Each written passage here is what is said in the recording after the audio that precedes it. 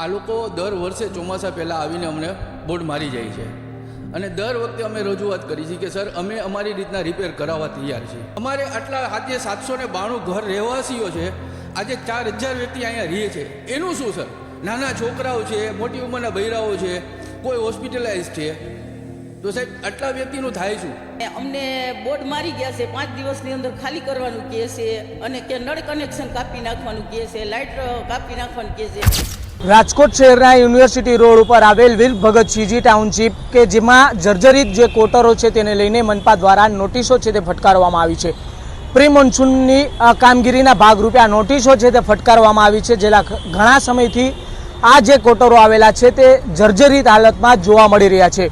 ચોમાસું હવે દસ્તક દઈ રહ્યું છે અને ચોમાસાને થોડા જ સમયની વાર છે તે પહેલાં જ છે તે હવે આરએમસી તંત્ર એક્શન મોડમાં આવ્યું છે અને આ તમામ કોટરો છે તે ખાલી કરવા માટે નોટિસ છે તે ફટકારવામાં આવી છે। 792 જેટલા આજે આ કોટરોની અંદર પરિવારો રહે છે। આ તમામ 792 કોટરો છે તે ખાલી કરવા માટે કહેવામાં આવ્યું છે, કેમ કે જો ચોમાસા દરમિયાન કોઈ દુર્ઘટના ઘટે અને આ જે જર્જરિત હાલતમાં આવેલા કોટરો છે તે પડે તો મોટી દુર્ઘટના પણ થઈ શકે છે। તેના સાવચેતીના ભાગરૂપે આ નોટિસ છે તે ફટકારવામાં આવી છે અને 5 દિવસની અંદર જો આ કોટરો ખાલી કરવામાં નહીં આવે તો રાજકોટ મહાનગરપાલિકા દ્વારા પાણી અને વીજળીનું કનેક્શન છે તે કાપી મૂકવામાં આવશે। બીજી તરફ આ નોટિસના પગલે જે રીતના કહીએ કે સ્થાનિકોમાં પણ ક્યાંક રોષ જોવા મળી રહ્યો છે, પરંતુ રાજકોટ મહાનગરપાલિકાના મેયર નેહલ શુક્લે કહ્યું છે કે પરિવારોની સુરક્ષા માટે આ જરૂરી છે અને પરિવારોની સુરક્ષા માટે થઈને સર્વે પણ કરવામાં આવ્યો હતો અને આ સર્વેની જે રીતના જે રિપોર્ટ આવ્યો છે તેના બાદ જ આ નોટિસ છે તે ફટકારવામાં આવી છે। ત્યાં પોસ્ટરો પણ લગાવવામાં આવ્યા છે।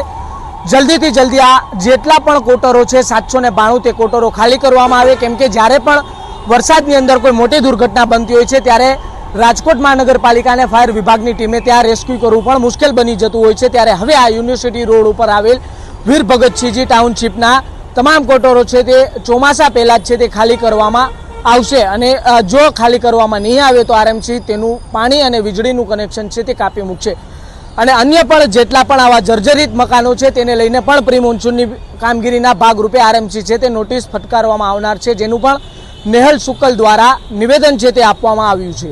ચોમાસામાં નબળા બાંધકામ ધરાવતા હોય એવા મકાનોને પ્રી મોન્સૂન કામગીરીને એક નોટિસ પણ એનો એક પ્રક્રિયાનો ભાગ છે કે જે તે મકાન માલિકને જણાવવામાં આવે છે કે ભાઈ આપનું બાંધકામ નબળું છે, થોડું ભયજનક છે।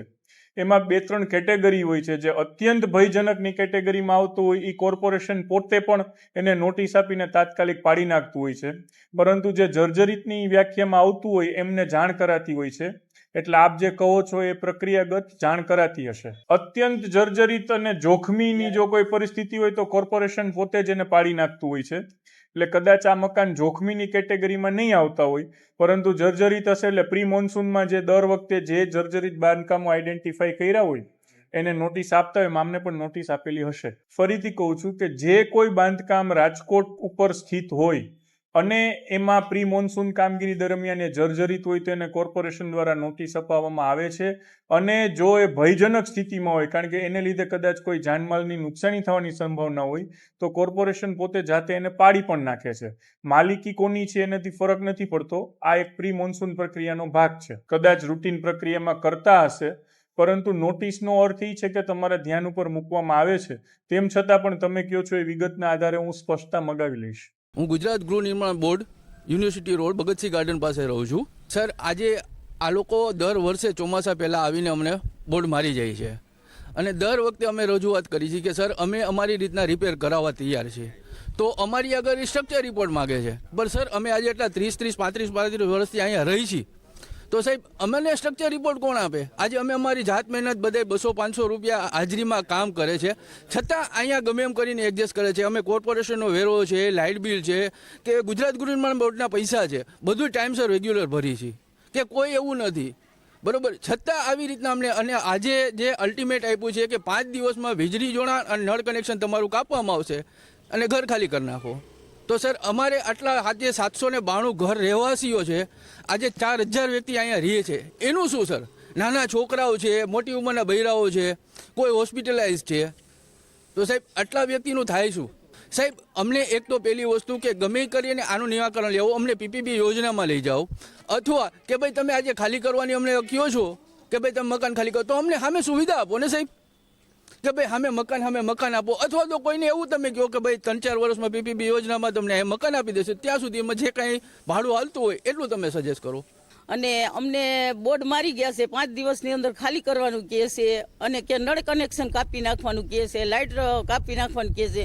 તો અત્યારે સાહેબ અમે દર ચોમાસે એ લોકો અમને આપે છે નોટિસ, તો દર ચોમાસે આપે ને આવી રીતે હેરાન કરે છે. તો શું કામ અમને એવી રીતે હેરાન કરે છે એમ.